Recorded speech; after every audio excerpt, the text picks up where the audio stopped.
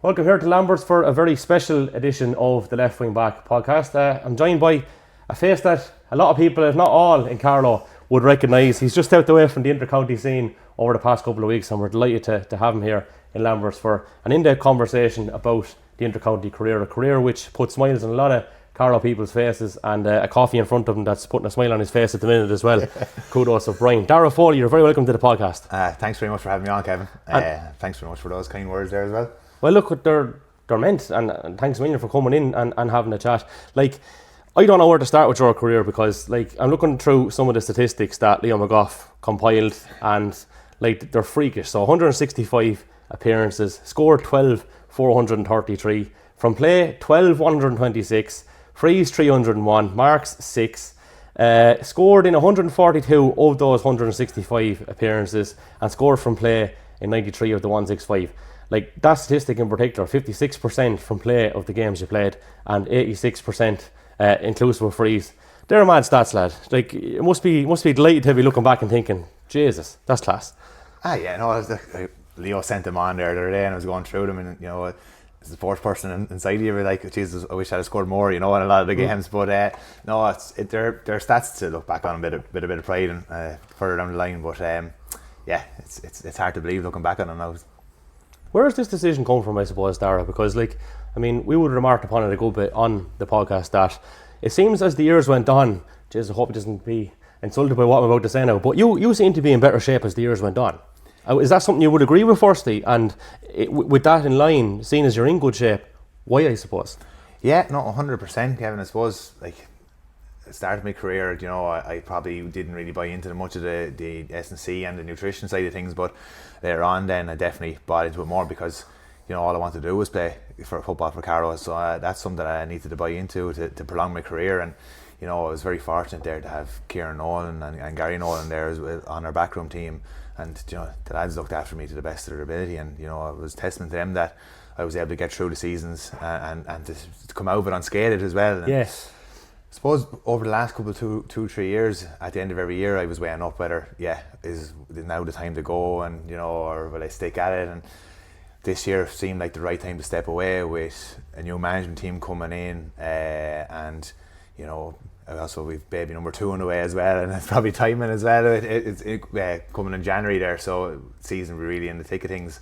But as a sports person, I definitely thought, now was probably the right time to step away, as I said, with the new management team coming in and give the younger lads a shot at it as well. And it's I will miss it. I miss it massively, but the time was right to step aside. Yeah, even with the rule change and the 3-on-3 inside, probably might have been a factor, was it?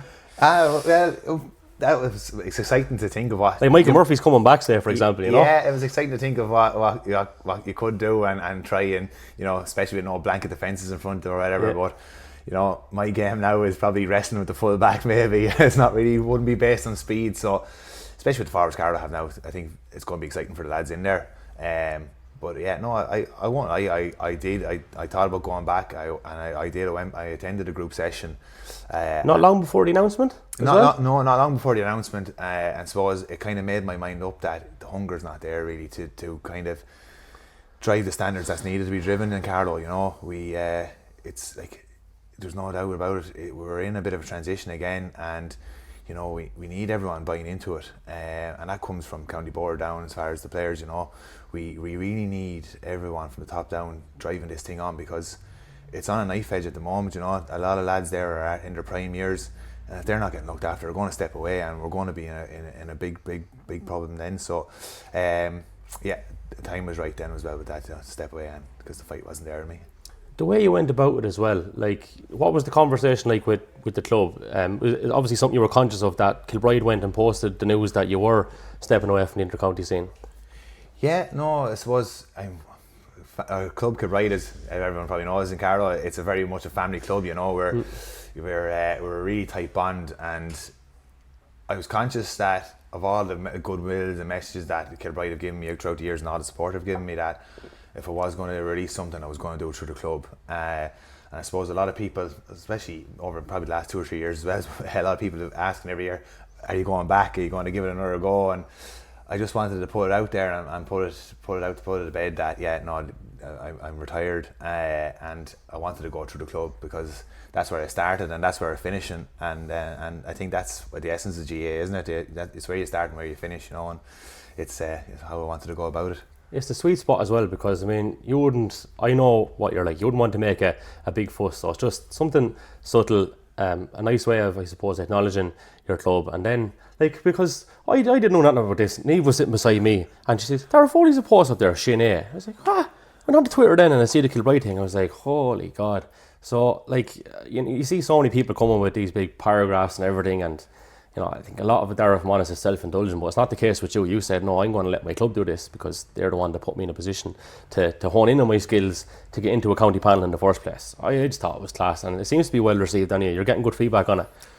Kevin, I would take this opportunity just to thank everyone for all the messages of goodwill I've receiving over the last week to 10 days. It's been amazing. And it's, it really brings you back down memory lane, thinking about all the good days as well, and just thanks to everyone for all those well wishes, as I said.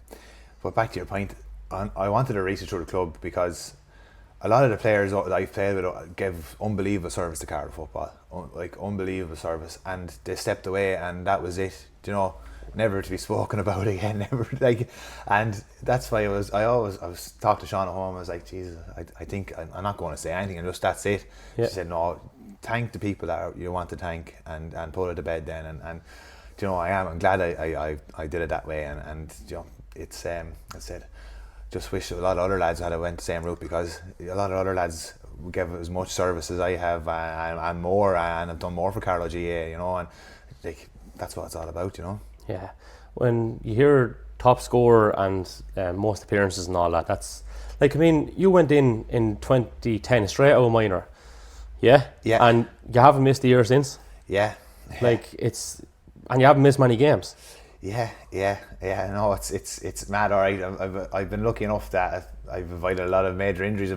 My major injury came earlier on in my career, but I've been very lucky that the body has held up to the rigours of it. And I always say that if I was able to play football with Carlow, I'd give it all, because I've seen lads come in and come out and step in and step out, and for Carlow to progress as a county, we need lads to buy in and to stick at it. You need to be at it as a group 3-4 years, and then you will get the benefits of it, Yeah.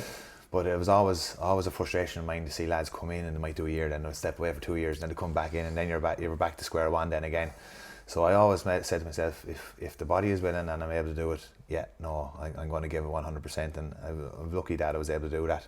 Yeah, and I suppose it's unfair and probably remiss to try and start your inter-county story with senior, because it goes back a bit before that. Now, correct me if I'm wrong, 14s and 15s, I don't think you were in a development squads, were you, at that point? Was it more so soccer? It was more so soccer. I missed out on the under 14s squad, and then I joined then for the under 16s. And then did you actually miss out on it, or did you just not go to the trials? Well, I was in the trials and that, and I missed out on it then. And then didn't pick you? I didn't get picked. Are you picked. serious? Yeah, and then it was on the soccer then. And then jeez, I never realised that. Yeah. I was in those same trials. I think the hurling and football were in maybe, I don't know, a couple of days or weeks or whatever of each other. Yeah. And I didn't realise that at all. I thought you were tied up with the soccer, because my first memory of you playing is 16. So obviously you say you were 15s first. Yeah, with the county development squad. Is that what you're saying? Yeah, with the county development squads, and then I went from there into the 16s, then onto the minor. Then the 16s one suited great. I was tied up with hurling more so. But I think it was the end of the year we played off the 16s, and with Mark Carpenter and Brendan Hayden. Did you have them for 15s as well? No, I had Mark for the 16s. Yeah, I did. It was unbelievable. Sure, Mark would be a big hero of mine, and just to be able to play under him was unbelievable. And class act. And there was only a few weeks in it, I'd say, Darragh, at that stage, was there? I don't think the 16s was wasn't a big rigmarole that year, was it? Was it a couple of weeks at the end of the year? It was a couple of weeks at the end of the year, because I remember we played over. I think we played a couple of games over on Bagnallstown's second pitch there at the back. Played Laois up there anyway. Yeah, I remember that game. Yeah, I remember that well. And it was because the first time I ever played against Laois, and Mark was saying to us about the rivalry and that. Which is good, But it's looking back on it now, great old times, There was some good lads on it, and like everything, I suppose, guys just don't, they give up or whatever. Not that they give up, they just find other interests. And like Adam Kavanagh is a player that he was class. Class act, I remember Adam, from Pal, And there's probably a heap of others now that I won't be able to think of off the top of my head, but that was a pretty good side, from memory. Murta Ware was there anyway. Murta was there, and it's just the lads that kind of just stepped away from the game. Like Jeff Sutton from Tinryland was good, yeah. He was a rocket, you know. But like, yeah, it's and that's the problem. You need to kind of keep all those lads going, but that's the biggest problem in GA. How do you do it? And you can't force lads to play either. The love is either there or it's not. And you know, it's unfortunately in a small county like Carlow, it's a lot easier for lads to step away than it is to continue. You know, and it's something that we really need to look at. So would you say then, I suppose, the spark, like when did the full focus turn to Gaelic football? Like when did the soccer thing kind of end for you? Because like you were with Crew Alex, and was it Middlesbrough as well? Yeah, no, I was with Crew Alex, and then I was with Hull City as well, and Swansea. But the soccer for me finished because I was travelling over kind of on a lot of weekends to play with Crew in a few of their league games. And I was 16, and I went over one weekend. We played Sunderland, and I was pulled into the office just by. It's actually the head of the academy was Steve Holland, who was Gareth Southgate's number 2 there in England recently, and he just said, "Darragh, it's we won't be bringing you back. That's it." And it stung. To be honest, it did sting because I thought that was it. I was going to go down the soccer route, and I came home, and I was just distraught. So I was lucky enough. Football was there as well, and I just said, no, I'm going to give everything to GA now and park the soccer thing. And I went back and played a couple of youth league games for Burn Celtic outfield, and I haven't played soccer since. So it's mad.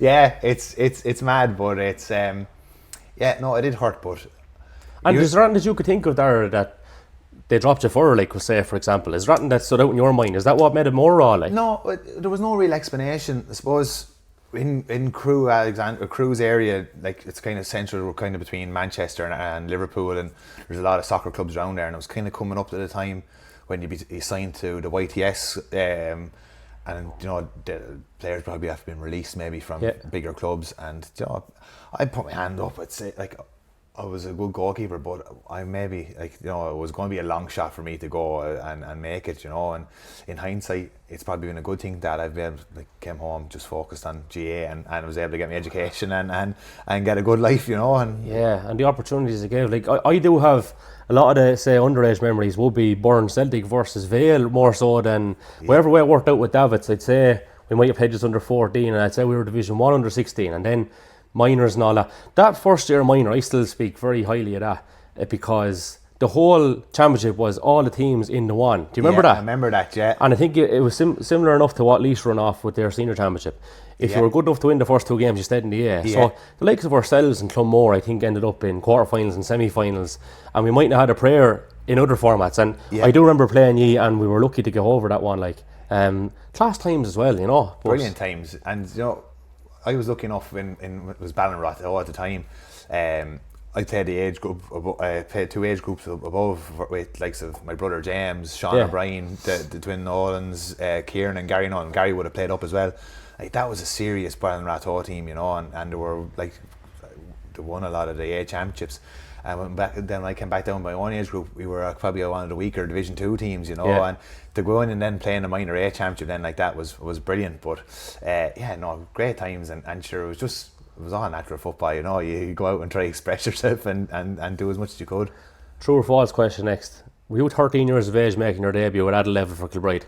I was, yeah. How? And it was a competitive game? Yeah, it was a Junior B game, yeah. It was, in Asca. I don't know if I should go into this or shouldn't, but how was that manufactured, and where were you feeling playing that game? Do you know, it was manufactured. We were in the dressing room, manager. I was going to every Kilbride game with my dad and mum and brother, and we were in the dressing room before the game, as I would have been in the dressing room before every Kilbride match, and we had 14 players, and a great Kilbride man called Tom Donoghue said, sure, he calls me Darren. He said, Darren will play. So I had the boots with me. I was like, yeah, I'll play, no problem. Let's do it, yeah. And my father said, oh yeah, no bother, work away. So we went down the pitch, and James was midfield actually the same day, and Daddy was full forward and I was corner forward. They put Daddy in full forward just to keep an eye on me. But to make the story even better, I went in, and the cornerback for Asca was actually the Kennedy Cup manager that was over the soccer team. Ah, lad. And I wasn't actually supposed to be playing football at the time. So you weren't 13 turning 14, you were actually under 13? I was under 13, yeah. Jesus Christ. Wouldn't even play in the goal or anything? Just corner forward, yeah. Had to go out the field just to make sure you were getting hardship. Yeah, I know. I didn't. Aska lads looked after me that day as well, so I know it was a bit of crack, but I made my debut with Kilbride. I was under 13. I'd say that rule didn't change till probably, I'd say it was 06 or 07, because your man Dean Delaney got hurt up in Laois in the county final. Yeah. So you might have even, I don't know if you were or weren't legal, but there's a possibility that you mightn't have been illegal at that point. Yeah, true. Because when that rule change happened, I was playing actually under 21 with Burn Rangers at the time, and we got to the under 21 A final. But I was after playing against Michael Davids, but I was actually deemed illegal for the final because I was too young. So there was a bit of a conundrum in band. They were like, we can't play him, we'll be playing. But I was brought on after 15 minutes. They said they'd fight it out after it, but we came out the wrong side. Raf really beat us. It was actually Brendan Murphy's last game before he went to Australia. But Jesus. It was. Were you involved in, didn't Burn Rangers play Raf Philly then in an 04 minor final? I wasn't involved. No, I wasn't involved in the minor final. I was involved in the just that 21's a few years after. Yeah, 21's a few years after. Because I always thought of Dennis Murphy he was under 15 playing under 21. I thought that was ridiculous, and Paul Jarman probably something similar. But that's just crazy stuff altogether. Yeah. I was lucky enough because I had a bit of size that when I was going up to that. Was no fear obviously either. Like I know, and you're no fear, but you're well looked after. Like, you know? You would be down your way anyway. It would, it would. No, we some serious men and like Sean O'Brien and all these lads and Kieran Owen, as I said, lads I mentioned before, the twin Owens, your brother. Like, you'd be if something happened, you'd be well looked after. Jeez. Well, look at I suppose we will go back into the county stuff, and I'm trying to reluctantly, I suppose, in a sense, stay away from the Kilbride stuff, because I think it might be a My Time in the Gansey story, even though we're going down that team with this particular segment, of course, as well. But it is great now that like you're full on Kilbride. I'm not going to say the county was a distraction, but like that'll do wonders for them down there as well. And I'd say it's something that you're going to enjoy, that you can go the whole hog with the club. Absolutely, yeah. No, I was always conscious that I wanted to give back a few good years to Kilbride, and the body was still good, and because the lads down there have been, yourself, Kevin, we have a lot of lads in their 40s that are down there, and they're keeping it going down there first, and it's my time now to go back and give back and to do that as well, and give back as much as I can, because we have one or two lads coming through this year, and then we have a crop then coming through of 5 or 6 lads hopefully in 3 or 4 years time. So that's the aim, to keep the club going and just having lads there to keep it going, and for them boys to come through and play with Kilbride, because like every club has a great pride in where you're from and what you're about, and that's what we want to. We've been lucky enough to have it down there, so we want to keep it going for the lads. Is there anything standout-ish about the county minor days? Because like in my plan here, I'm going to go to 21s, but you did a couple of years with the county minor footballers, didn't you? Yeah, I did two of the minors. Yeah. How did that go? Anything kind of stand out from those 2 years? No, but we were very unlucky. We my final year under 21, we got pipped by Westmeath here in the grounds. It was my first introduction to John Heslin, and I said now if I want to be a county footballer, he's a lad you have to kind of keep an eye on, because he was actually a year younger than me. And he was still there 2 years later then? He was. So you're talking 08 then, basically? 08, yeah. And he was, I just was like, couldn't believe what he was able to do. Yeah. So that gave me motivation then to say, this is where I want to go. And he was an unbelievable free taker that age. He was shooting lights out from play. Yeah. And he was kind of, like, he looked similar kind of game to what he wanted to play. Yeah. So that was always a goal then for when I went into the 21s, because I knew I always had that goal in my head. That good minor team were just ahead of us, and I knew that there could be a good chance of doing something at under 21 level, and I just wanted to be in the best place possible to go and do that. And that was what the minor was kind of a springboard for that then. Yeah, and you were a part of it, and the Dublin game is the one that sticks out. Yeah. Probably a sore one, and people often forget, I think, the games before that too, because Carlow produced some really good performances in getting to the semi-final, didn't they? Yeah, we did. We beat Offaly, a fancied Offaly team in the first round up in Tullamore. And then I think we played Kilkenny after that then as well, and then we were faced off against Dublin. But the Offaly game was a great game. It was a great battle. I think they'd lost the previous year, didn't they, Darragh? When you were still minor, didn't they lose to Offaly possibly the year before as well? Yeah, they had. Yeah, so there was a bit of beef there. There was a bit of beef there. It was an unbelievable game. It was a tough game. and it was my first. There was always had been talk about myself and Daniel St. Ledger, because we were both from rival clubs, like, oh, geez, the lads don't get on. Yeah. But we're best friends now, you know. Yeah. And all.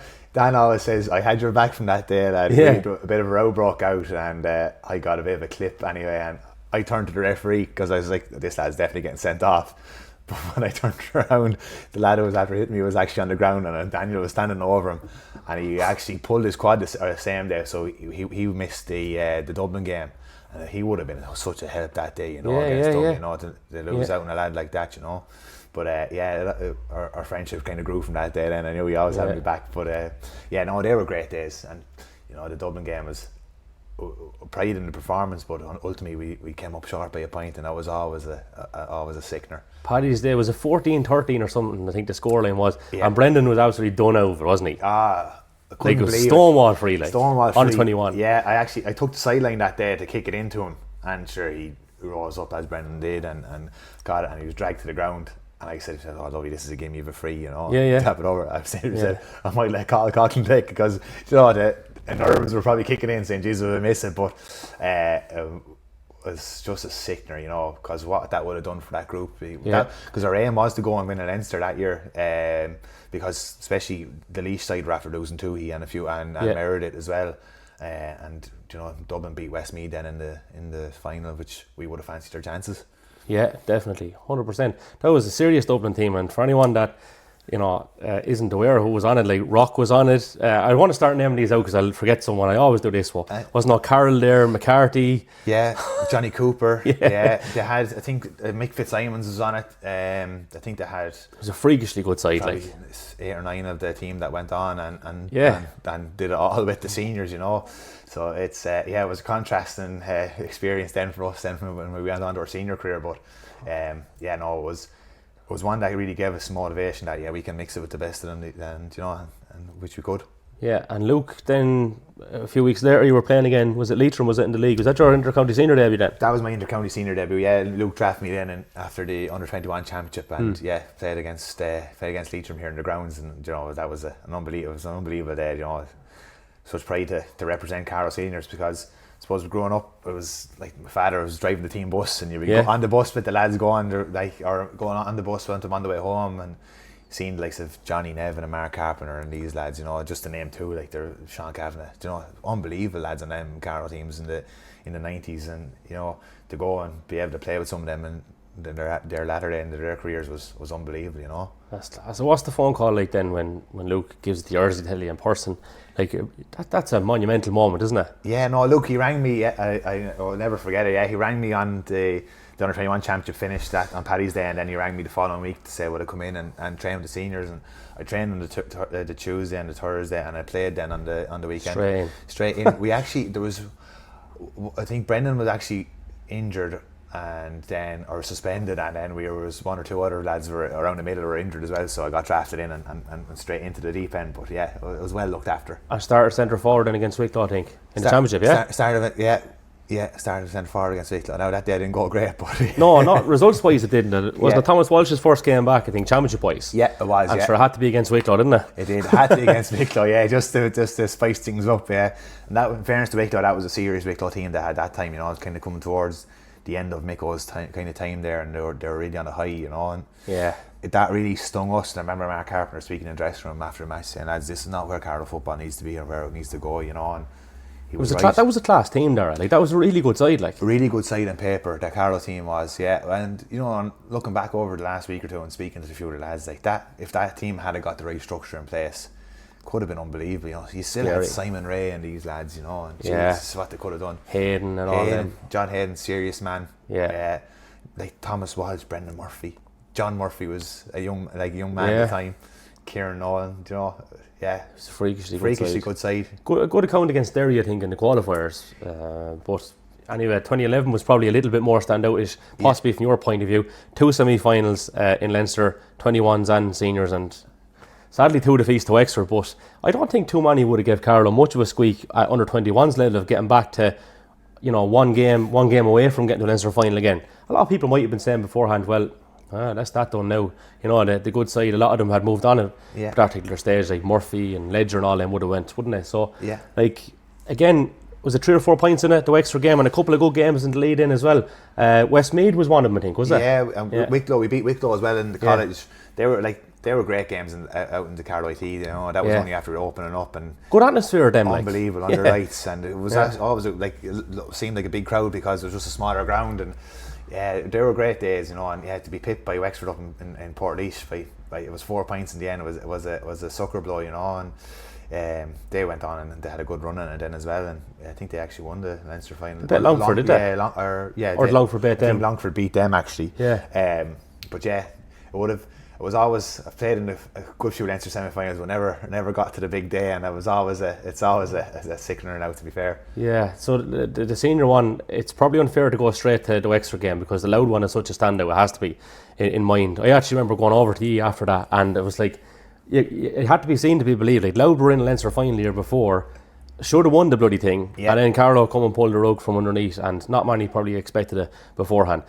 Is that one of your greatest days? Yeah, it is. I suppose when you think back in your greatest days, because it's a long time ago now, it's not like it's hard to remember. But yeah, it was unbelievable. You know, to be young and to be on it and to experience just the joy that was on the pitch after it was unbelievable. You know, and well, in fairness to Luke Dempsey, in the lead up to that, he got an awful lot of things right, you know. In the build up, we trained hard. We actually went away on a training weekend as well, and you know, everyone was asking us how he's going. Like, what do you think against Laois is going to be tough? And everyone was convinced we were going to do it, you know, because that under-21 team had fed into the senior team as well, and we still had a sprinkling of the senior lads there, and sure, Brendan Murphy that day as well. In fairness to him, you know, he was. Ledger fancied himself as a forward that time. He did, and he wasn't a bad one either. No, he wasn't. He wasn't. In fairness to him, the two lads were on fire that day, and Gannon as well, sure, was in there. Gannon as well, yeah. Do you know, and it was a lot of things at the right time, you know, and it was a great day, and like as you said, they were beaten in the Leinster final just the year before, and in very the most controversial day nearly ever. Yeah, that's the thing, you know. But yeah, looking back on it now, they were great days, and you know, to be that young, as I said, and to experience it, you just wanted more after that, and unfortunately it didn't come for a while, you know. And we should have, that year we should have built on it, but we didn't. We went back, unfortunately. Yeah. Look, another, I'm going to call it a big day, but for you it had to be a day of mixed emotions. Was the Meath game the following year. You had a bit going on at home, the day of the drawing game. Do you want to talk to us about that, and as much as you're comfortable? Yeah, no, unfortunately my grandfather passed away just the night before the game. He had been unwell leading up to it, you know, and he was a great guy, you know. He'd always words of encouragement, and he'd always, like, you know, he'd be wishing you well, and he wanted to see Carlow do well, even though he was born and reared in Wicklow, you know. He was a Kilbride man at heart. But yeah, unfortunately Granda passed away the night before, and you know, lads were saying, "Geez, are you going to play or whatever?" But I had not in my head I was going to play that day, because that's what he wanted me to play. And you know, my family, we grew up, we were actually Meath fans at home. You know, my father works for Manor Farm Chickens, and they're based in Meath, and we followed Meath, and I wanted to get a rattle at Meath as well. And you know, it was an emotional day, and you know, there was a moment's silence for the game, and to hear your grandfather's name being mentioned out was tough. But in fairness to the lads, they all rallied around me and they said, "No, we're going to give this one good rattle for you today, lad." And in fairness, we did. We just came up short, unfortunately, that day, and it would have been a serious scalp for us, you know. It would have kick-started a lot, you know. What was it like standing there during that moment of silence? Yeah, can you remember it? I can remember. It was surreal, you know. It was surreal, but you know, I had lads like Brendan Murphy beside me and Kieran Nolan and these lads, and they just put their arm around me and said, "No, we're going at it here now, lad." And you kept the focus. The focus, and once the ball is thrown up, you're just looking at the ball, and that's every game I played. No matter what circumstances were going on, once the ball was thrown up, I just wanted to get on the ball, and that's all I wanted to do. And you know, Granda was looking down on us that day. We came out with a draw, and unfortunately just didn't come out with the win. I'm actually worried to bring this next part up, because I think I might cry. It's not so much I'm worried about you crying, but we did have a reliable informant, Darragh, before we sat down to do this interview now, and we might divulge who that is afterwards. But you know, I was informed that, you know, during the wake that day, during the game, that everything came to silence when the match was on. Casey Lawrence put on the radio, and just so your grandfather could listen to it, I just thought that was class act. Yeah. Sorry, no, I didn't want to bring it up because I thought I might cry, but no, geez, thanks it's not very even much. my grandfather, but I just think that's an unbelievable moment. Like, It is, and you know, as I said earlier, our both the Foleys and the Currys, big GA families, you know, and everything revolves around. And like Nanny and Grandad, they mightn't have got them many games, but they listen to every one of them on KCR, and you know, they love Brendan Hennessy and what he was about, and you know, just what he brought to the game. He used the colour he brings to us, unbelievable. Yeah. And he, in fairness to Brendan, he used to always give them a shout out as well, and and that was always a driving factor for me for playing for Carlow as well. I just could see the enjoyment they gave everyone around me, you know, to say that I was there and I was a part of it, and you know, it was always a great sense of pride to go and represent my family, and isn't that what the GA is about, you know? Yeah, that's such a class thing to. I don't know who thought of that in the house at the time when everything was going on, but it's such a class thing to do, and you know, in sad times, a nice memory that I suppose to have. Yeah, you know, absolutely. And you've obviously got not our recollection, but you've no idea this is going on. You're playing the bloody game. Yeah. But when you hear this afterwards, you must be just like, Jesus. No, it is emotional, and it is especially probably more emotional for the people that were my family that were there at the time, and you know. Yeah, but it's like my family, lucky, very lucky. They're all great people, and you know, the support they gave me through tough times and good times, you know, and for me to be able, like, just to give back something is what it's all about. An uncle of yours wanted to give you a bit of subtle encouragement, I think, in Riceslip perhaps too. And was it half time? Mike is over there. He's over there a long time now, and you know, it's something I miss going over to London and playing the games over there, because it's a chance to meet up and catch up. And you know, there's actually talk of a few of us going over to London as a away game next year to have a look at it from the other side of the fence. But it was actually my second game for Carlow we went on. London was the last game, and that was a memorable trip now for a lot of reasons, some good and bad. But we arrived to Riceslip. It's a lot different what it is now, but Mike met me in the clubhouse, and he's like, "Would you have a pint?" I was like, "No, I'm playing there now." In fairness to him, he didn't know the team was being named, but Brendan wasn't playing. He was injured at the time, and I said, "Brendan Murphy's there. You'll have one with you." I think they had one or two, but we weren't going too well at half time. I think we were losing by 2 points, and the old dressing rooms in Riceslip used to have to run across the courtyard, and I was going along the next while, and Mike was in beside me in the dressing room, and he was like, "He's making the finger out today, lad, because I have a few bob in you." So I was like, "You may get out here, Mike." But someone will kill you. Yeah, thank God. Yeah, we came out the right side of the result on the same day anyway. So was this 2018? Was it the time, or was it? No, this was 2010. It was well back. Yeah, it was well back. Yeah, it was only my second game at Carlow. It was after the Leitrim game. So you were like, the boys were thinking, "Who's this fella?" The lads were like, "Who is that?" So you were like, "I have no idea who he is." They got to know him. First time you ever met him.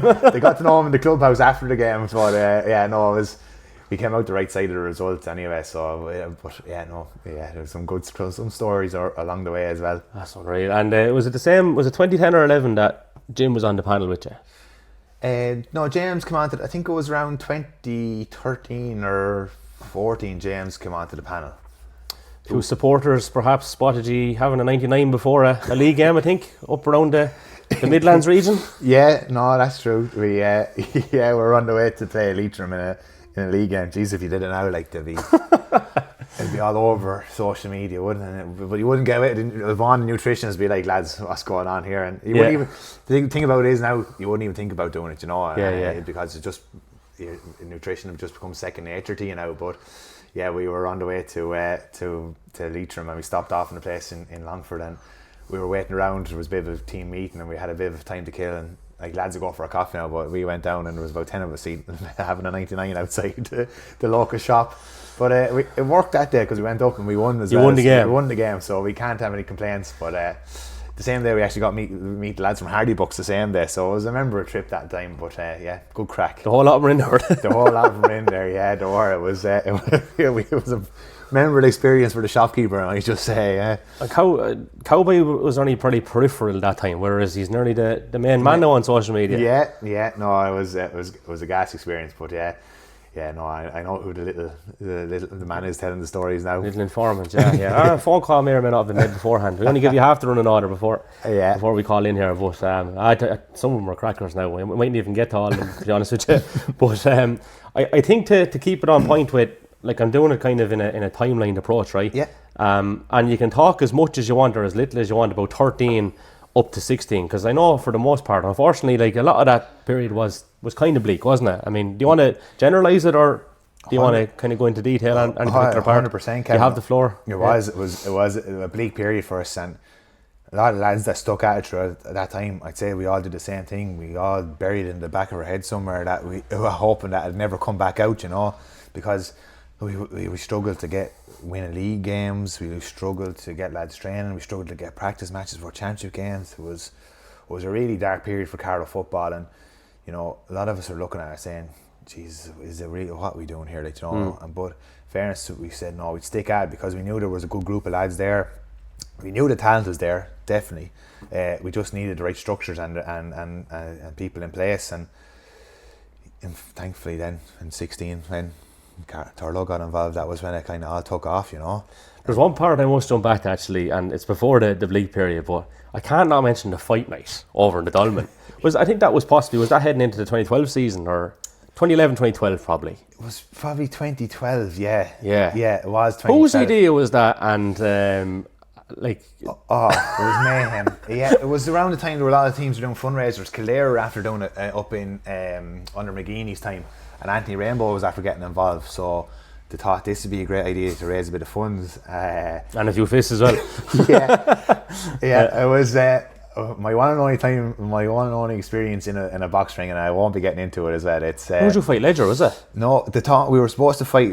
That was the talk. They were going to build it as like this big Kilbride versus Kilbride rivalry, but things in training got a bit spicy, so they had to stop that then. But it was gas because for the two of us, we're still best friends. Like, you know, would you go on hell for leather in the sparring? Oh yeah, absolutely. No, there was no give or take. We went up. We trained in the boxing centre up in Dublin, and things got spicy up there that one night. So, but it was like the two of you got proper tick, like. Oh yeah, no, but we weren't the only ones. There were lads there. Like, there was a lot of egos in the room too. You know. Like once you got a nice little belt, you're like, Jesus, all training goes out the window because the training was all technical and you weren't really supposed to go that hard, but all it took was one lad to throw one, and then it was just waiting to let you out then for the night itself. I don't know. If it was that spicy, like, it probably would have been. It would have sold, wouldn't it? Like, I think they might have been more worried about crowd trouble maybe or something would have, but maybe, yeah. I know, but I know it was. I fought David Mulvaney then from Clonmore. Jeez, that wasn't a simple assignment either. No, it wasn't. He was like Tyson Fury. He kept getting back up after. I was like, jeez, this man won't stop. And in fairness to me, a lovely fella, but yeah, no, it's not an experience like to do again. But it raised a lot of funds and it was a good crack in the night. But I can't remember if you won or lost it. Did you win it? I won, thank God. Yeah, I did. Stuff. Yeah, thank God. But barely, I'd say. I'd say the judges were kind to me on pints, but there was a few really good. I'm trying to think of what was the standout one. There was a couple of. Derek Hayden had a dinger of a fight, I think. Was it JJ Smith? No. Derek fought. I can't remember. That's terrible. Was it Brian Murphy from Philly? It was a savage, a good technical fight. It wasn't just slugging. Typical Derek. Derek said he never had any boxing experience. Or sure, Benny Kavanagh told everyone Derek used to box when he was younger. Mick Byrne or whoever it was. He had all the moves, but. Yeah, Brendan Murphy and John Murphy fought at the end of the night. That was the last fight. That was the main event. And Jesus, it was two heavyweights going at it that night, like, you know. But it was that recorded, I wonder, wouldn't it be great to look back on? It would be great to look back on, but it was, it wasn't an enjoyable experience when you're up there, but it was good crack, all the same. Did Ledger win his fight after? I can't Ledger remember. won, he did. Ledger fought Conor Rauder, because I remember Ledger went all out guns blazing first round. Horse was taken aback a bit. Horse was, and then kind of Ledger won the second round, but then he was out in his legs then for the third round, and Horse nearly knocked him, but no, he won it, yeah. Yes, there was I don't know how aware of this you were or not on the night, but there was a bookies there, and the odds were ridiculous. The amount of people, I think Trevor O'Reilly made a fortune that night. Was he actually Trevor fighting as well? You could have a few bob on a fight that you weren't involved in, I suppose. I don't know whether, because there wasn't, not the whole panel didn't fight, but I'm not sure if Trevor fought tonight. I think there was only 6 or 7 bouts on the night, but no, that was the rumour that Riley won a few pound on it that night, but I'd well believe it because the odds were ridiculous. So what form would they have to gauge it off of? I don't know how to do it, but no, it was an interesting time that time, yeah. Yeah, that was definitely a mad, I suppose, period of the... Oh, yeah, it was. There's not many even happening now, like, I don't think. Do you know, No, there's not. No, I'd say players would say, no, geez, not put myself through that. But the training and all, like, we probably should have been focusing on football training more so than the boxing, but it was getting us fit, but in a different way. Yeah, Jesus. Mad stuff altogether. So look, I'll take it back then to when things kind of turned more favourably from Carlow's point of view.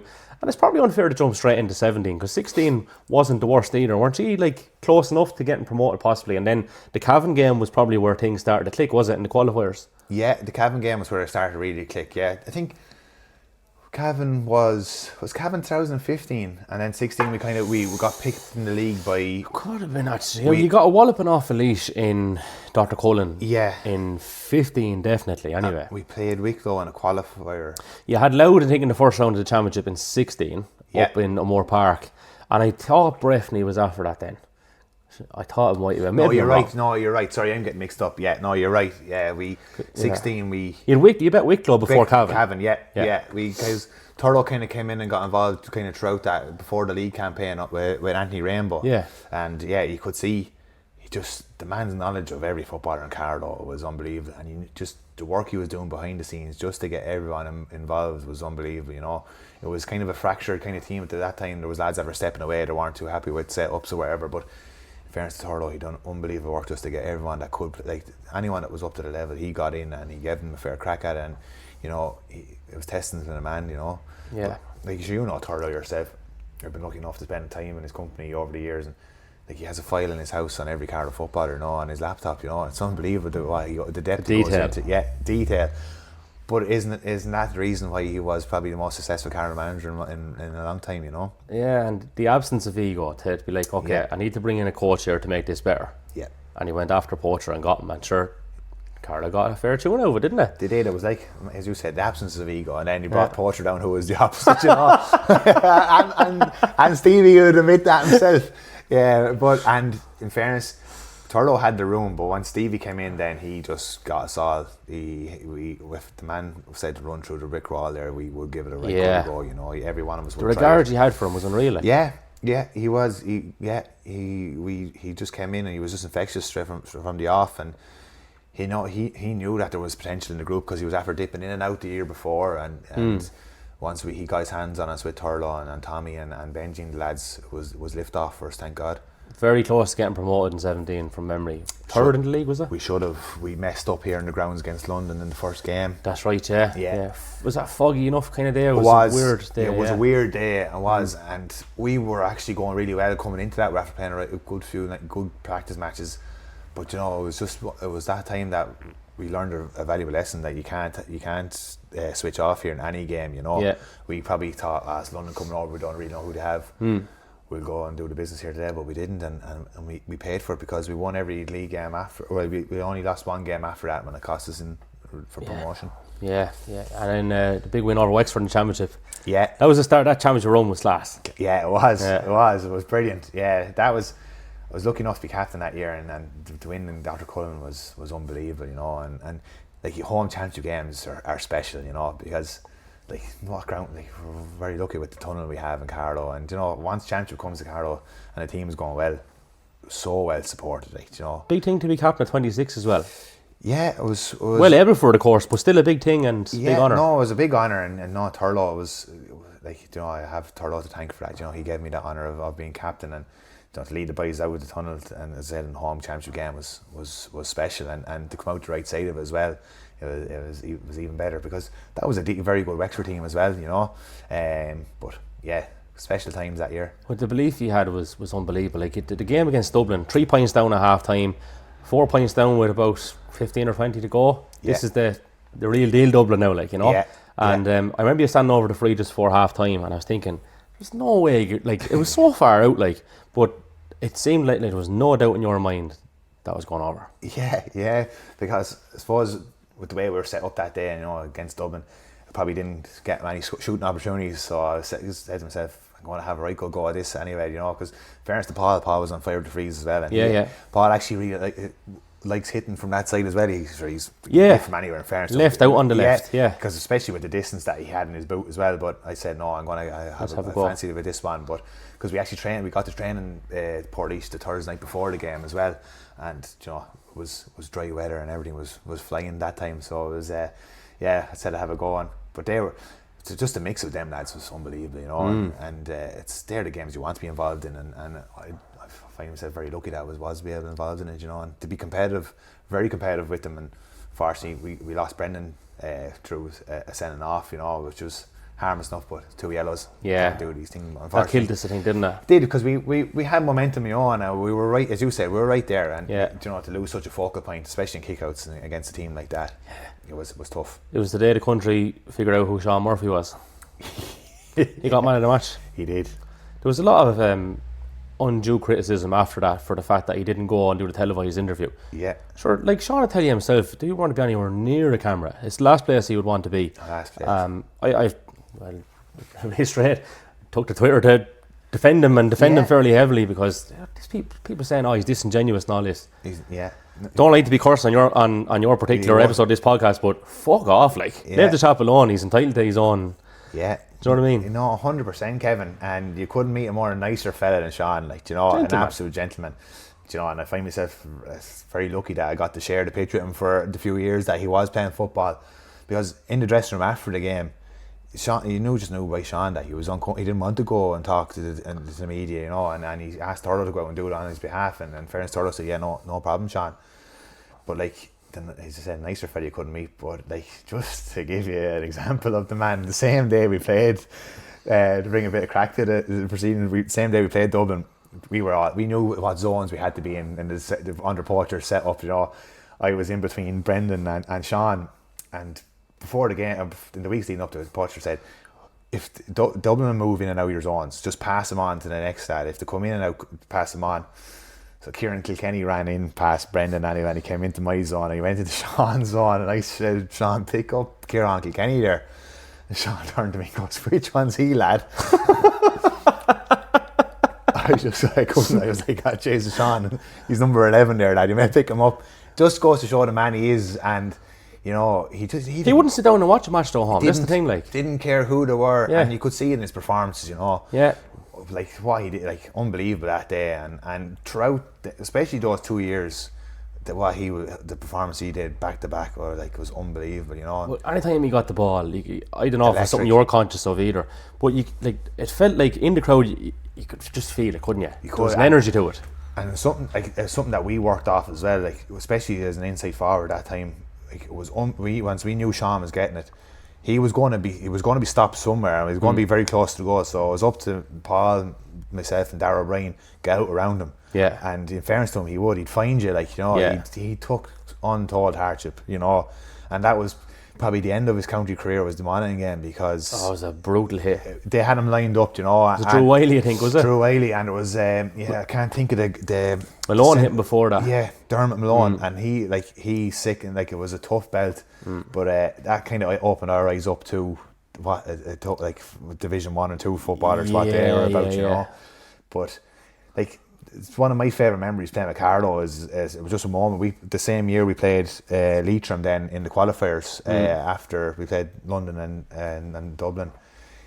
Sean Murphy got took off with 10 minutes to go because we were well in the lead. The game was over, and he got a standing ovation. I was standing in full forward. I was like, I've never seen a Carlow player get a standing ovation. Yeah. And he'd do it. Like, it was just unbelievable just to see it from when you're on the pitch. Like, and the man just went off. He just kept put the head down as if nothing in the world, you know.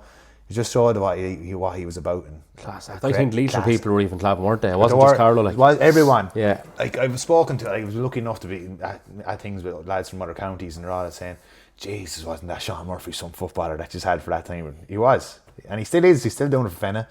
You know, unbelievable. Even the following year, which I know we'll talk a bit more in depth about, like Peter Hart going up to him, Sean, like Peter Hart, like, and that's no different to what you said about Kieran Kilkenny. He might not know who he was. No, he probably didn't. Like Sean, like you know, like mental, but yeah, absolute class act. That year, that Monaghan game was there, wasn't it? There's no point in saying it wasn't. Yeah. It was very, like, it was there. You knew it. Yeah, it was there.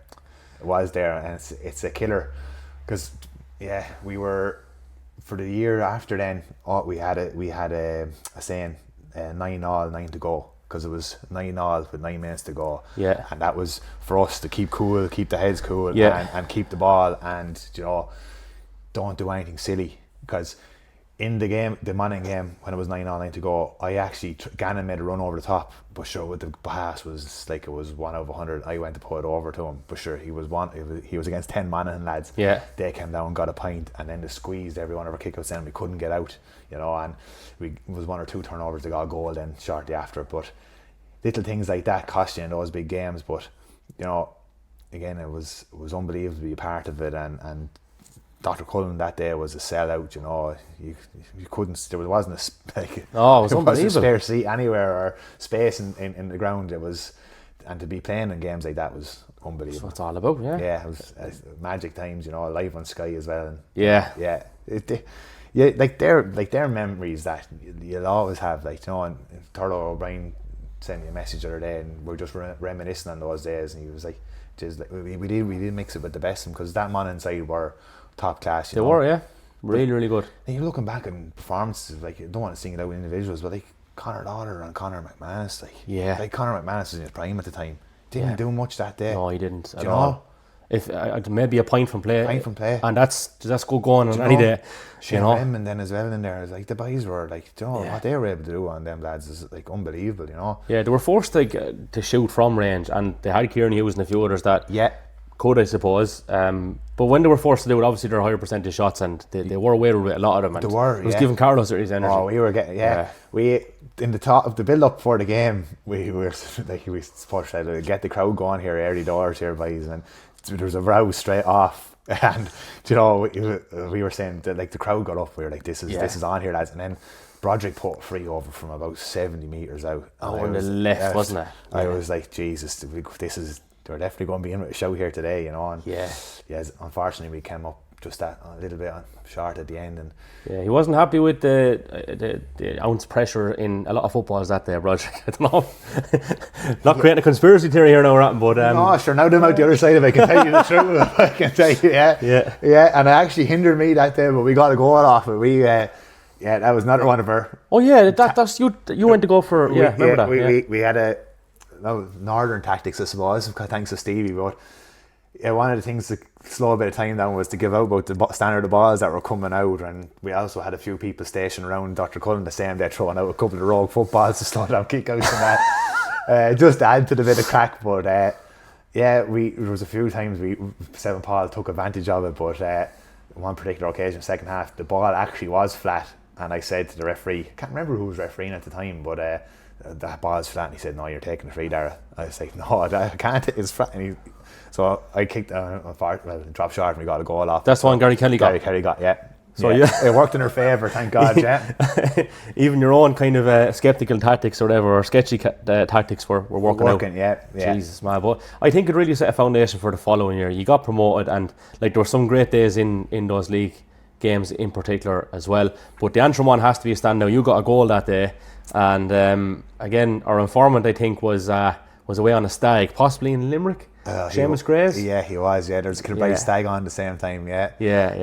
That's it. Like, just a sidetrack. Was that killer to be missing out on like that, and missing out on so many things like that, weddings, possibly stags throughout the career? Was that like a big drawback? Drawback, and how did you deal with that, I suppose? Yeah, I suppose earlier on in your career, you're probably like when you're young and you want to be out socialising all the time. And that it was probably like you're saying, "Jeez, I'm missing out an awful lot here." But once you get into it, then like you become used to it, and it's actually a good skill to learn to be able to say no as well, because like it's a stag weekends, lads, to take it out, and absolutely, but like it is, and to be able to go to weddings, and you don't necessarily have to drink at all these social events either, you can go and be sober, and you'll just have as much crack as well. So it gave me those skills to be able to do that, and just be comfortable in my own skin as well, and I always found that I didn't really mind missing out on those events, to be honest. The lads made up for me. Oh, they would. Like the boys like the party down there. They do. They're well able. Yeah, they do. They like a good time, in fairness to them. There was a few tales, I suppose, from that particular day on the way home. I suppose, firstly, not to do the game itself at this service, and that moment where you got the goal, full time relief might be one of the emotions, but happiness at the forefront. Yeah, absolutely. Just pure happiness. suppose every year you go in with Carlow and we're Division 4, the goal is to get out of it, you know, and like you'd be in meetings and you'd hear lads saying, "Oh, we have to," but it's easier said than done, you know. You have to go and you have to be consistent over them 7 league games to go and get promoted, and to finally do it that day was magic. And you know, with a game to go as well, it was even more special. And there was actually a weather warning the same day, and a lot of people couldn't travel. That's but right, like Carlow people still travel. Like, you know, Jesus, it's a long journey from Carlow to Belfast, lads, and you know, just to see people there and what they were willing to do to come up, and because I think they knew there was something special going to happen. You know, they knew we were going to do it. And in fairness, Antrim were a good side that time too. They were. It was between ourselves, Antrim and Laois, the 3 teams to get the 2 spots, and to come over the right side of it up there was made it even nicer, you know. Because Big Jim had to make a few detours, did he, on the way home? He on did. The bus. It was one of the benefits to having as the bus driver. We were able to get him to stop in a few places and to pick up a few supplies and whatnot, and picked up a few stragglers on the way as well. I believe so. Yeah, we did. Jesus, it took us a long time to get back to Carlow, but a lot of us didn't want the bus journey to stop either. Crack was so good on it, you know. Yeah. Like even in the dressing room after, and you'd be looking around at lads that were after, like that time lads were after soldiering a lot longer than what I was after doing, you know, and you know, just the relief and happiness in their face that they got to finally get to do it, you know, and to go and play in a league final, unbelievable, you know, and that was coming up, but the journey home was great crack. Some of the roads I don't think were conducive to maybe a 52-seater bus. Up around the Moor Mountains possibly. Yeah, but I don't know where Stevie lives now, but I wouldn't be able to tell you because I couldn't see much that night, but it's it was a tricky road to manoeuvre, but in fairness to my father, he got up there, and Stevie's wife actually didn't know that the bus was coming, and Stevie said, "We're going to Carlow," and in fairness to the woman, she got ready in no length, and we were out the door, and we were heading back. We had to make a pit stop actually in the Canal Court Hotel. We got a bit of food there, and we had a few pints and got supplies for the bus home, and Jesus, it was magic, you know. The fairness, I don't know how my father kept on the road because it was a weather warning, and just say it was fairly hectic now what to carry on in it, but it made it all the worthwhile, you know. It makes that bit special, you know, as well, to spend that time with the boys and to finally do it. I don't know whether to bring up the elephant in the room now or later, because I sure look might as well do it. Laois.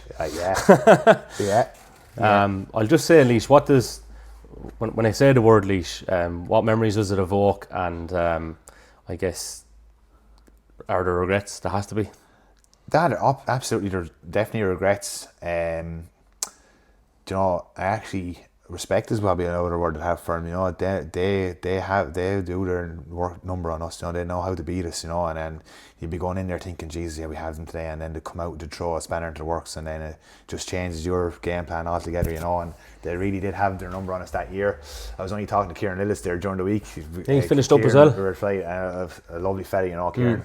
And we were just reminiscing back on those days in 17 and 18, and he was just saying, like, Jay-Z had us really got us going that year as well, you know. We really had to step our game up, and we kind of brought out the best in each other and the worst in each other as well, and isn't that what rivalry does? Yeah. It's part of it, but the big regret for me actually is the last league game in Carlow. We should have beat them that day. Yeah. I think if we had beat them that day, just to get over them, would have been a belief then that, yeah, well, lads, we've done this already. We've done it already, you know. Because then going into the league final, you know, it was unfortunately that they were just a better side today, and then they were able. Like Crow Park, it was very hard to implement our game plan in Crow Park. It's so big, you know, and you just need so many runners and so many legs. Yeah. We probably just didn't have the depth of the squad there to really go and to finish off the job. Whereas they were able to bring in experienced lads like Ross Money and these lads, you know, and you know, after playing like Ross probably after playing Crow Park, I don't know how many times, you know, and winning in it as well. That's the thing, you know. Broderick did go for goal that day, did he? 100%. Yeah, he told me, and it's serious as well. Oh, he did. Yeah. He's not just saying it after the fact to try and excuse it or whatever. No, he did go for it. I don't think it was far off, was it? No, it wasn't far off. He gets a lot of stick for it, but it was definitely. I thought he meant it as well. But no, he did mean it. Yeah. No, Roderick wouldn't miss it a free like that in front. Like it was, and I was standing right beside him, and it was inches. It could have turned the whole thing, couldn't it? It could have, because I think we were 5 pints down maybe. You know, a goal there would have really brought us back into it, because we would have needed a goal to get back into it. Like, especially with the way we played, we weren't at the stage. Like Stevie was only after having us for such a short period of time that we we could only play that way. We had to get in the lead and hold on to the lead. Whereas if he had had us for longer, he was going to develop the attacking side of things as well. Yeah. But Paul went for goal that day, and it was only a man in Paul's ability could do it, and he was very close. Took some flack for it, and I remember him after the Laois game when you won it a few weeks later in the championship, that he had said, look, I had a lot of demons, and thankfully they're done now and dusted. And even when you got back to play Laois in the semi-final, not skimming over the Kildare game, which is another great day, I'll come back to that, right? But he kicked some outrageous frees in that Leinster semi-final that people, I think, conveniently forget because they want to criticise the man. And it was so unjust. I don't think Carlow would have been in the position possibly without him anyway. I think that's fair to say. Yeah, it is fair to say. No way we would have been there without him. And what I'd say about Paul is an absolute genius of a footballer. Serious footballer.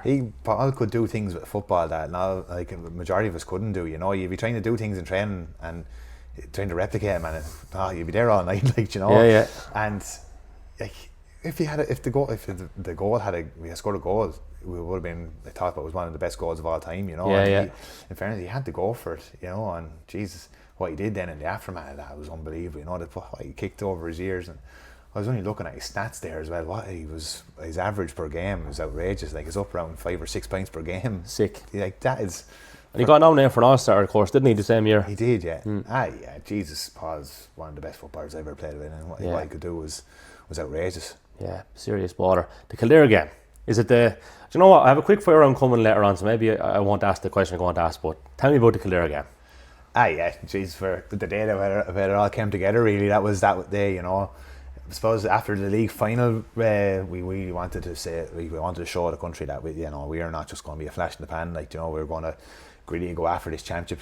And we played a Laois team that were a decent Division 3 side before that in Portlaoise, and we put them away fairly easily, and it was a great display of attacking football as well. And that was one of the criticisms that we've got. Yeah, we were defensive, but we were very counter-attacking. We were putting up big scores throughout the year.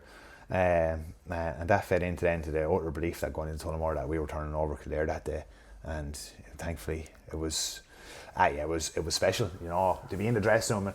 It's a surreal experience being in a dressing room, and especially when Carlow dressing room, looking back over the years, when you're in it and you knew you were going to go do the business, you're looking around. Feel it beforehand. You feel it, there were serious men in that room, and you just knew by looking at them that these boys are in a great place. They were in for a shock, and we knew they were going to be looking down on us as well, which gave us even more motivation, When you seen the horse going through on goal, the time seemed to stand still from your point of view, because I speak to a lot of people about it, and they reckon it was he was moving pretty quickly, but time seemed to slow down. Yeah, it did. It was unbelievable. And I actually don't know if Horst ever scored for Carlow before that moment either. I mightn't have scored after it either. I don't think he did. Yeah. And I was actually shouting at him to fist it over the bar. But because you were what were you, 3 up? 3 up, and then 4 up, whatever. I think it would have been 4. And just to go underneath Donlan's leg was unbelievable. And he nearly fell over, I think, didn't he? He fell over in celebration. It was celebrating so hard. Yeah. But a great finish. It was a great move. We held on to, we turned them over in our own 21, held on to it and worked it out. And Class move. Yeah. But there's the video, you could just see Sean Murphy coming off the shoulder, and then Horst coming. The boys aren't going to be stopped. When they get the legs going, it's going to be very hard to keep up with them, Yeah, that was unreal. And just the emotion then after the game and what it meant to people is unbelievable. Grown men crying everywhere. Yeah. And just to be part of that is so special, and you have them memories to look back on, and just to be out on the pitch and just to share them with the boys that you're after soldiering with as well, it was unbelievable, And I was raging, lad, that I didn't get to go up that day. I was in the studio actually, but I was quite happy to join the celebrations afterwards, and Carpenter's was just outrageous that night. John Murphy singing has to be one of the highlights. And the song choice was questionable enough, but he didn't deliver too bad. No, that's John's party piece, and he's brilliant at it. He's great crack, And for our viewers, I suppose, and listeners, Truly Madly Deeply was the choice. And if I was to guess beforehand, I wouldn't have put John Murphy's name to that song. No, and that makes it all the better, isn't it? Yeah. It's I've been lucky enough to be around him on a few occasions when that's come out, and it's always a bit of great crack with him. And the celebration, the Carpenters that time was unreal. Carpenters had the window done up with Carlow footballers, and just the crowds in there and the celebrations, and it was magic times, and I suppose you're always chasing for those times to come back, but it was special, just to share with everyone. I remember chatting to Leigh Walker and Keane Lauder after that, right? I'd say you weren't too far away at the time when I was chatting to them. I had the fucking recorder out and I was like, boys, will you do a bit for a minute? Because I knew it would be good crack or whatever. Yeah. Like, was this time last year, myself and Fester were swimming in the river. That's what Lauder said. It's the truth, sure. Yeah. And there they were, like, in a county panel and making contributions. The guys were coming off the bench, weren't they? Like, so. Oh, geez, they were. And they were great lads coming in and they were added a lot of pace to the whole thing.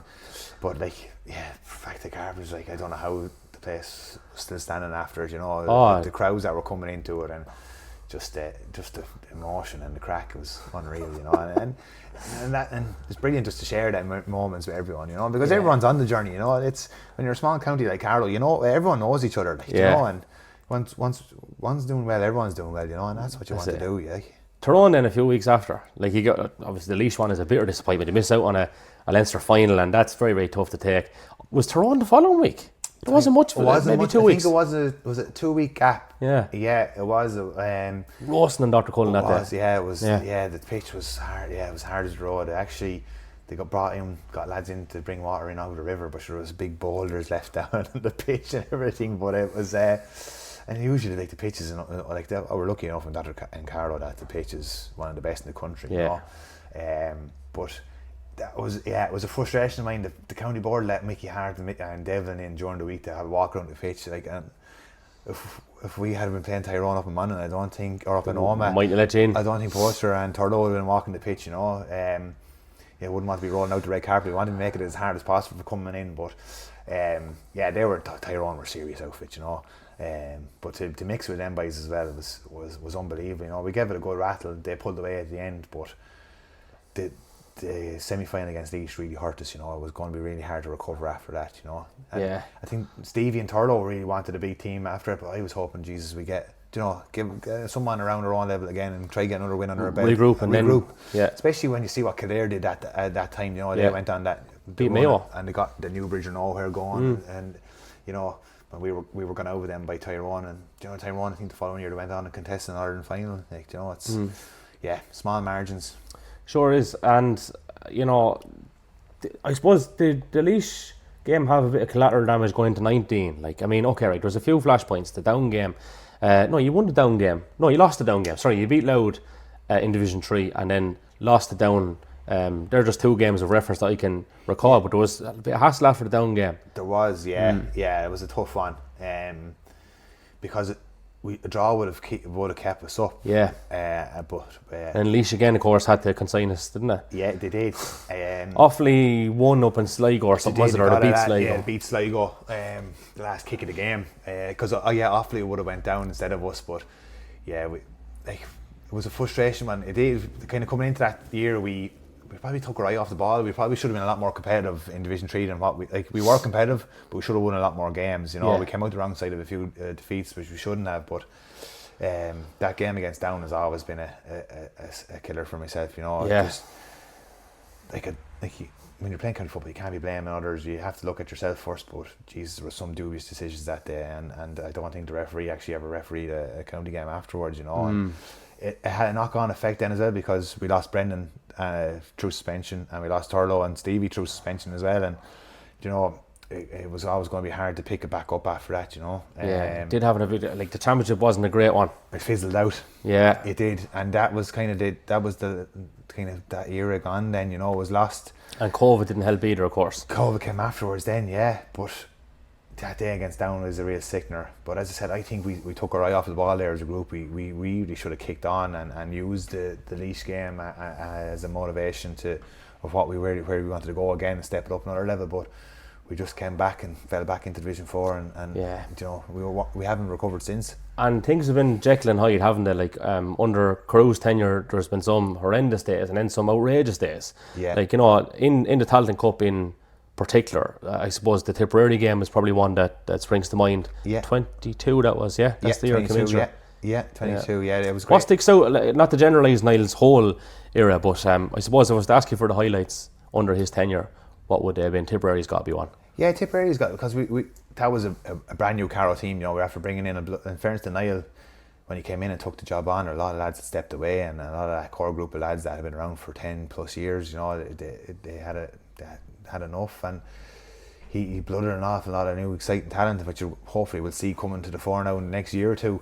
But that for the lads, like I've spoke to a lot of lads after that Tipperary game, and a lot of them had never won a game in a Carlow jersey before, you know, and to see what it meant to them lads, and it brought them on leaps and bounds. And then the following year, then we went on a bit of a run at the Talent Cup, and probably the highlight for myself was playing New York and Darragh, and it was a novelty, but what it brought to it, you know, and it gave me a chance to march behind the collection pipe band, and you know that was always a dream of mine, going to county final day. And like yourself, Kevin, you go in and you're like, Jesus, I'd love to march behind that. And, you know, I never have gotten the opportunity to do it at a club level, and I probably never will, because it's only on senior days, and it's but to do it and to play with Carlow, it was unbelievable. And that was probably one of the standout days for myself, you know. Yeah, wins over Wicklow and Longford before that. Yeah, wins over Longford. And then Antrim beaches in the, was it quarter or the semi? Quarter. Yeah. And you know, up there, and we gave them a bit of a lead, and we came back, and we were nip and tuck right up onto the last few minutes of the game.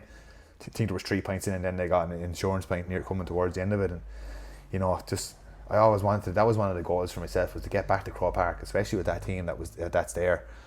They're made for like the speed of it, you know. It's like what they do, and it's just getting the things in place for them to get there is the big thing, like, you know. And hopefully we'll see them in Croke Park in the not too distant future.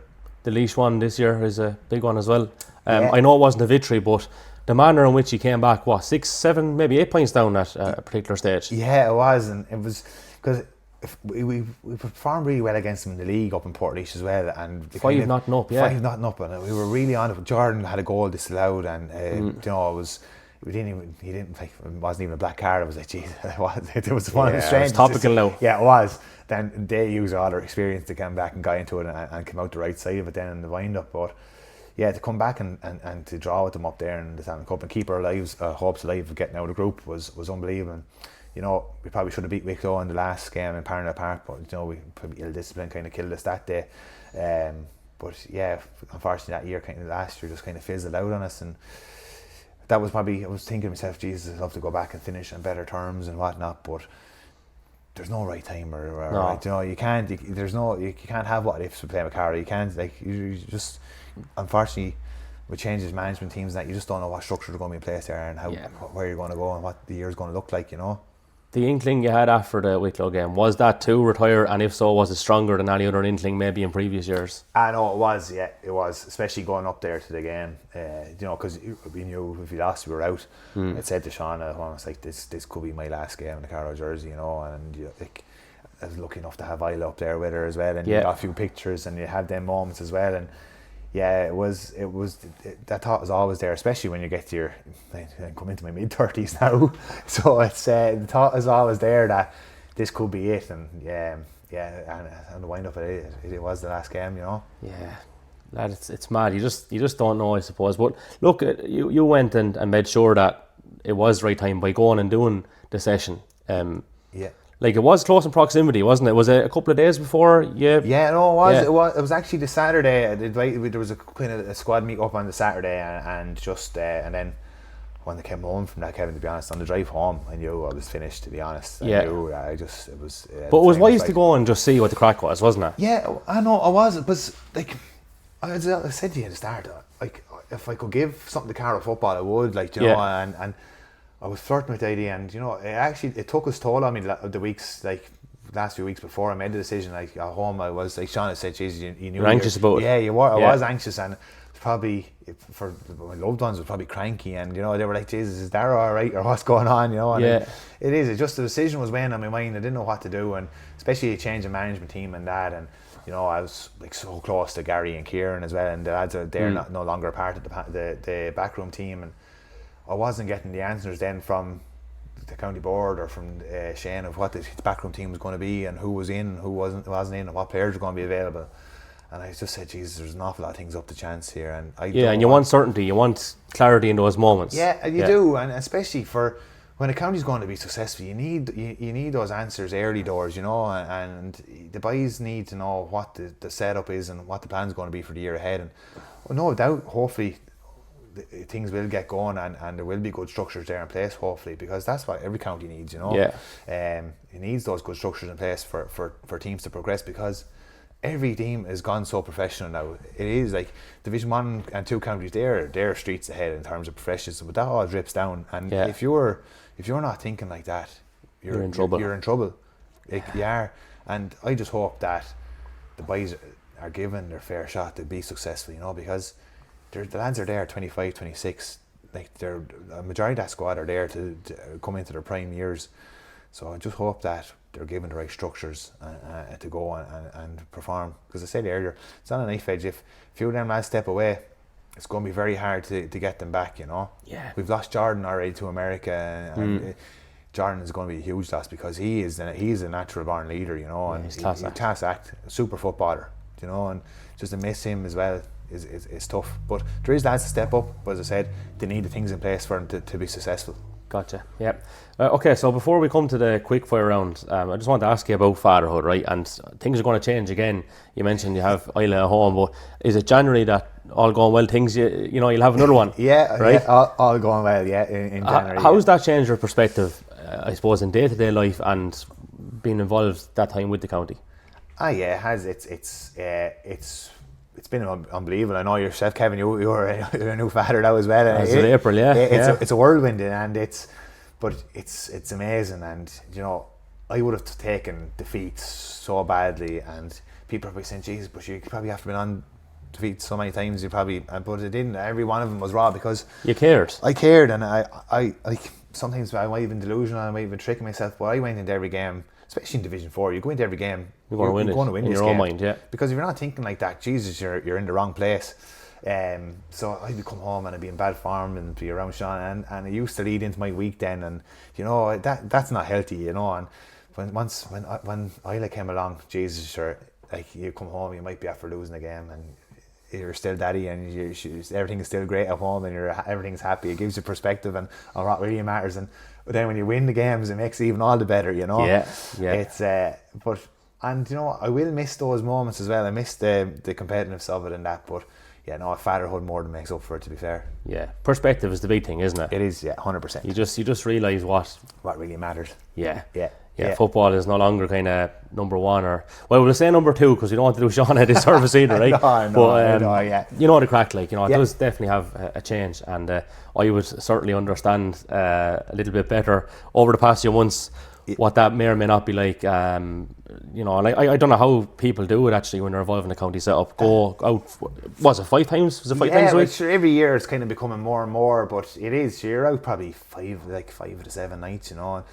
It's tough on the partners, like. It is, and I was lucky enough in Ireland that the lads, like, they made allowances for me for, like, I might miss a group gym session or whatever, I'd get something done myself, and the players knew that was, and I know I had a young family at home, but that was another thing about my decision making, because January I was saying, like, geez, energy levels, like, we want to be hitting the ground running here in the National League, and I'm going to be going over there, I'd probably be cranky, I'd be probably tired, and I didn't want the lads' memories of me being a cranky out lad in the dressing room either, you know, and they'd probably say I am, because, you know, you just want standards to be right for them, but cranky maybe, owl maybe, but not at the same time. Yeah, exactly.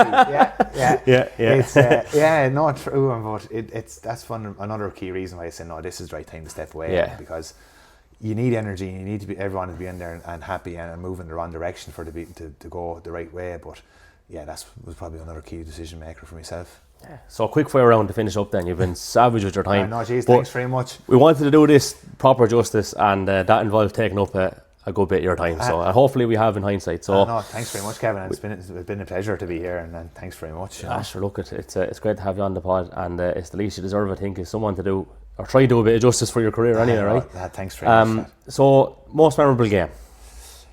Yeah, thinking when you sent me on the questions there, I was like, Jesus, lucky enough that there have been some unbelievable days, but I always go back to that game in Belfast and seeing a promotion. You know, it was, as I said, every year the goal was always to get promoted, and you know, just to do it once was unbelievable, and everything that came with it then as well was magic. That game up against Antrim. The best score, like your best score in any game that you can remember? A lot of lads probably say my scores were 14 yard frees and that. That's a ledger to say, because he didn't fancy the 14 yard frees before Paul came along. But oh God, I don't like thinking of it, like the goal against Antrim was a 2-yard tap in, like, you know, the keeper fumbled it. So that was it was an important one, but it was a. They weren't all games, Jesus. I remember a good few decent ones anyway. It doesn't matter whether it's a free or from play either. Like the double one, for example, is a serious score. Yeah, it was. I was lucky enough to hit it in the sweet spot that day. A few outside of the boot from play around the 45. That's not even that long ago, I'd say. No. Wexford possibly in the league this year. But anyway, you can answer the short questions to you, not to me. Yeah. I'm not, Jesus, Kevin, you're putting me on, like, I'm trying to think of what would be my favourite score. And actually, one of my favourite ones, and it's a long time ago now, was actually the under-21 semi-final against Wexford. It was kind of similar position to the free that we scored. I remember it. I saw the dummy and I just... saw the hot dog. Yeah, and I hit it. It was just instinctive, and lucky enough it went over, you know, and that would probably be it. And you give an old fist pump as well, I think, to the crowd, if I remember, back in those areas I was fond of a fist pump. Looking back down, but that was calm down. Oh, it was a class score, I do remember that actually. We're lucky enough to have scored a few, but probably one of my favourite ones, yeah. I should have said all the flat white actually things were in Lambert, but... we gave plug out the brain there first, and he's been good enough for his time. The free taking technique, where did that come about? Yeah, Jesus, it's a strange one. I was actually, around the time, I was starting to just look into things and read into things. I suppose it was becoming more, probably Johnny Wilkinson was after bringing out books about his kicking routine and the need for a routine, and Ron O'Gara was after saying that just stick to a routine and just whatever works for you, just stick at it. And I remember I was at home watching, it was one of the early games on in the Heineken Cup, and I was watching with James actually, and Nick Evans was the kicker for Harlequins at the time, and he had this step, and I went back, and his kicking foot came forward, and then he used to step into it, and we were actually training with Carlow the next morning, and I just went out and started practicing it and it stayed ever since. I was happy with it, and over the years now the step hasn't been quite as big, saving the knees and that, but it's it hasn't changed much though. Like, you kept it, and I suppose I'm not going to be playing with Kilbride, I still keeping at it, you know, and it's like one of my favourite things to do, Kevin, is go out with a bag of balls and spend 45 minutes to an hour out there on your own, because you're with yourself, and you can take, if you have frustrations in the day, you can take it out, and if you want to just go out and clear your head, it's I love going out and kicking frees and kicking from play, and you know that child never left me, you know, and that's it was probably just fed into, lucky enough then, into my free taking, you know. Is what if you want to be a free taker, you need to be doing those reps as well, you know. It's then 10,000 hours, isn't it? You need to have it in you, and to stand over and to be confident in what you're going to do. Speaking of child, Leo told a story about your first game. Was it against Grange, or maybe one of the first prominent games? You were a full back. My early years at Bannerman, it must be because I could kick the ball long, and I used to just get it and kick it and I'd go down the field, and we probably had one or two good forwards, and Gary Nolan would have been playing as well, so kick it to Gary and let Gary do the rest. But that was one of my earliest memories of playing football over in Grange. Jesus, even like I kind of half forgotten about that, and I was reading Leo's report, and like how the knowledge that man is unbelievable, you know. It's I actually never asked him, did he contact you about that, or did he go No, I never mad, isn't it? It is. I don't know either, by the way. I'm not just putting on that, like, I have no idea how. I actually couldn't really remember, and I was like saying to Mammy, and she goes, oh yeah, no, because my mother now would have memory to write Leo's as well, but she remembered that day over in Grange as well, so it's... He had a reliable informant somewhere that we didn't know about either. Yeah, probably snakes on this podcast. It is, but I know it's really, like, to have them stats is unbelievable from Leo, and fair play to him, you know. I really hope Croke Park approach him and take them from him, because God forbid if that happens, Leo, like, they're all gone, like. All gone, yeah. It's a whole GA archive, basically. It is, it's unbelievable. What he keeps and the time he must put into it. Anyway, I'll keep with the quickfire stuff. So the best player that you played with? That's a difficult one. It is a tough one, because I've been very lucky to play with a lot of lads that have been unbelievable for Carlow. So Ledger there with Stanley Blade. Ledger definitely be up there. Like there's like you know, I actually think Dan doesn't get enough credit for what he did in Carlow, you know, and like, unbelievable footballer. You know, like, gee, I had once you sent me on that thing I was thinking about, and I came up with two answers, but two different kind of things. I'm kind of sitting on the fence, but like ability wise, Brendan Murphy, you know, the man was probably the best footballer we ever produced, you know, up there with Johnny and Paddy Quirk and that, you know.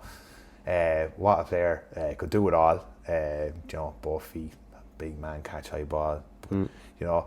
remember playing inside with Brendan one day, and I thought, geez, lovely, it's going to be high ball coming in here. Brendan was making lovely runs like a little corner forward and clipping him over. It's like, the man could do everything, you know. Yeah. And yeah, probably best player I played with would be Brendan. But in terms of attitude and like what it meant to be a county footballer and a standard setter, Kieran Nolan, like, I think if it spoke to anyone of our vintage that played with Carlow at that time, Kieran set the standard in Carlow, like, of what it meant to be a county footballer, and just condition wise and how he did it, like, you know, it was unbelievable. A freak, like, what an athlete, you know. He was in Jordanstown as well at the time, and the roads he was coming down, he knew what it was like. He was living a county lifestyle before any of us did it. You didn't even know what it was probably at the time. 100%, Kevin. And then we just followed Kieran's lead then, and you know, we didn't live it quite as religiously as Kieran might have, but we fed off it, you know. Jesus, yeah, unbelievable. You had a few lads in that mould too, didn't you? Like Redmond was a fair operator too in terms of what he standards. Yeah. So Kieran, I like the way you've come at that with a two-prong approach. So you've gone with an ability answer, and you've got with, like, I suppose a dedication answer as well. Yeah, no, because that would like a lot of my game was, especially last few years, was dedication. Like, do you know what you put into it, you'll get back out of it, you know. And lucky enough that my body is still in good shape after playing, and, you know, no major injuries or anything like that. So I'm thankful for Kieran and Gary. Did Wogan give you a kick in the arse about that, actually? He might have claimed to have had. No, 100%. And actually, I was meant to say it to you, when Turlough got involved in Carlow first, I actually got dropped for Turlough's first game when he came in. It was against Waterford in a league game. Right, yeah. And fairness to Turlough and Tommy, they pulled me aside and said, Darragh, we know there's ability in there, but you need to, and it was the kick that I needed, and, you know, I really doubled down then on my nutrition and strength and condition, and, you know, it paid dividends then, thank God. Isn't it mad? Like, and Wogan won't mind me saying this, of course, but football Tommy and everyday Tommy, I suppose, everyday life Tommy, completely different, yeah. Like, everyone, I think, has a perception, not everyone to be generalised, but a lot of people have a perception that maybe Turlough is the bad cop. Oh no, Wogan's able to break out the bad cop, and he's as bad as any bad cop. Like, he is, he's well able to do it, you know. And as you said, a nicer gentleman you want to meet off the pitch, you know. He stopped us there on the road the other day, and he nearly caused a crash on the Dublin road. He pulled in to see it. I was out for a walk with Sean and Ireland, but an absolute gentleman. But like, in the dressing room, like, when Tommy spoke, you'd listened, you know, the passion that he had there, and what it meant to him, and what he wanted for Carlow was unbelievable, you know. And his favourite saying was, going to go to war with these lads. And in fairness, when Tommy spoke, you did want to go to war for him. See what's in him, and an absolute gentleman, yeah. Good friend of the pod, of course. Well, so the best player you played against? And sorry, I skipped over something. You did represent Leinster, didn't you? I did, yeah. Not believing that out, God almighty. Do you want to talk very quickly about that? Yeah, no, I was lucky enough to play the Railway Cup there in it was 2016. Myself and Dan were selected on it, and it was an unbelievable experience, you know, to represent. You're representing your county, your club, your family, everyone, you know. And it's a jersey that I have a home that I'm just looking back on him now, and I definitely want to get it framed and have it up for safekeeping. But a proud moment, and it was one that I look back with a lot of pride, you know. Class. And you still selected Brendan as the best player you played with, and I'm not surprised at that either, because sure, he's as good as anything that was in the country. He was. You know? So it's a fair testament to him that you selected him, considering you played with Leinster. Yeah, no, and, you know, I played with a lot of good lads in college as well. In Carlow, there was a very good team there at the time. You know, Ben Brosnan and all these guys were like all-star nominations, and Brian Hurley, but Brendan was just phenomenal, like, you know. He was, and I think everyone in Carlow realised that what special class he was, you know. And I just hope another one comes through soon enough, because you can hop on that man's back, and you can piggyback off it too, and you'll go a long way. But a special player. So back to that question again, the best one you played against.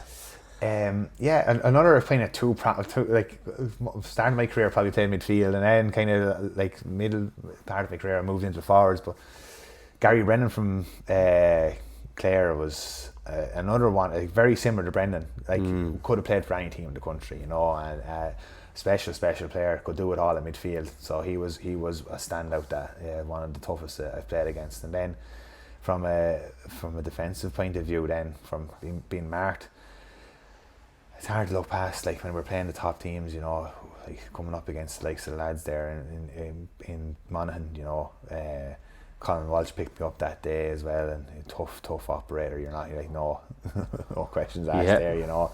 But yeah, it probably two of them lads there, probably we do too. But actually, now when you're thinking, I was trying to think when I was answering there, the hardest lad I ever marked was actually one of our own, Chris Crowley.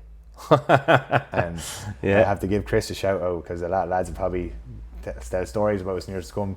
There wasn't too many nights we coming out Fenna where myself and Chris hadn't got into a scrape, or Chris and Paul Broderick likewise, you know, Tommy and the lads would send the boys in to do a mission on a night and a train, and he'd be either one of yourself or Paul, and you know, it was like tough man, like what a man marker. He, like, in fairness to Chris, he marked the best of him and he stopped him, you know. Yeah, he did. Jeez, he did. He was some addition, wasn't he, at that time? Serious operator. And then went up to, is he still playing across again? Still playing across again, like, you know, testament of what the character, he can go in there. Slot in there too, like. Yeah. Unbelievable. Great lad as well. Yeah.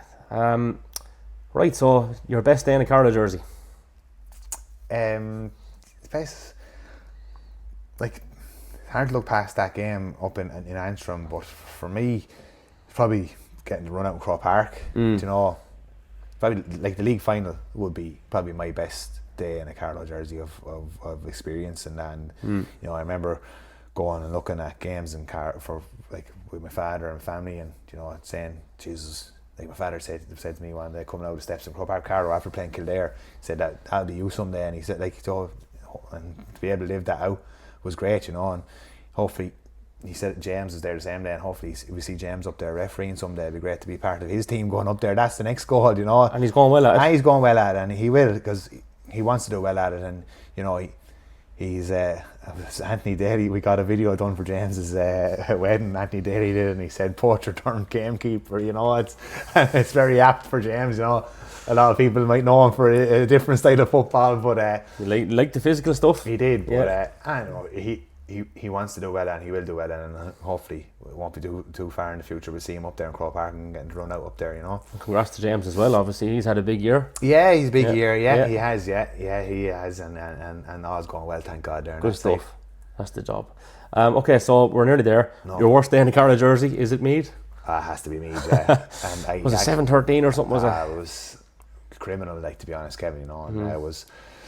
Yeah, it was embarrassing. It was really, really hurtful that day, and you know, we all said to each other after that, this will never happen again. And for lucky enough, it didn't happen with that team then again for a long time. But that was a tough one to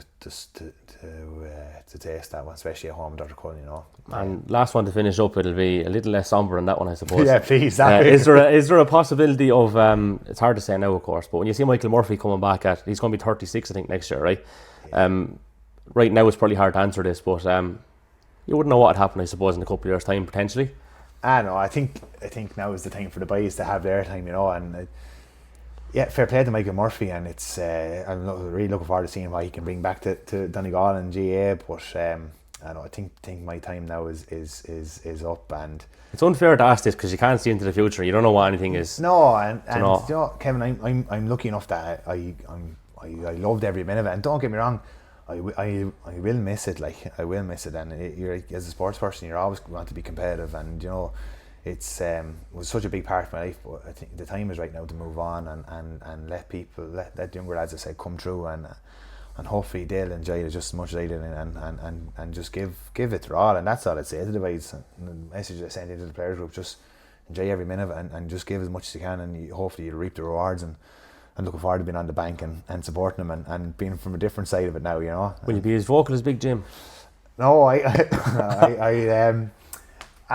do have massive passion for it, obviously I will, but I don't know, it's been a long time since I was a spectator at a game, so I can't really answer that, but I think I'll bring Isla along with me, and that'll keep me definitely in line, and we'll know. But I'm looking forward to going and watching the games and being a supporter and just enjoying it for that experience of it now.